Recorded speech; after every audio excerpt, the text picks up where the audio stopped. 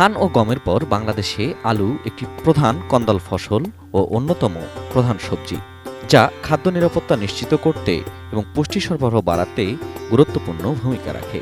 উৎপাদনের দিক থেকে বাংলাদেশে ধানের পরই আলুর অবস্থান। দেশে প্রতি বছর গড়ে 1 কোটি মেট্রিক টনেরও বেশি আলু উৎপাদিত হয়। আলু উৎপাদনে এশিয়ায় বাংলাদেশের অবস্থান চতুর্থ। বিশ্বের শীর্ষ উৎপাদনকারী দেশের মধ্যেও বাংলাদেশ 15তম অবস্থানে রয়েছে। বাংলাদেশের প্রায় সব অঞ্চলেই আলু চাষ হয়। প্রধান চাষ এলাকা হল দেশের উত্তরাঞ্চল এবং মধ্যাঞ্চল, যার মধ্যে রয়েছে রংপুর, বগুড়া, মুন্সিগঞ্জ শীর্ষে। এর মধ্যে রংপুর বিভাগ দেশের মোট আলুর প্রায় অর্ধেক উৎপাদন করে।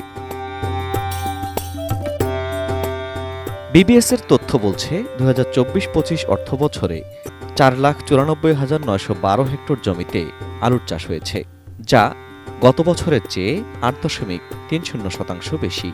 এবছর আলুর উৎপাদন হয়েছে 1,15,73,615 মেট্রিক টন। এই আলুর মধ্যে দেশে খাবার আলুর চাহিদা মাত্র 85 থেকে 90 লাখ টন।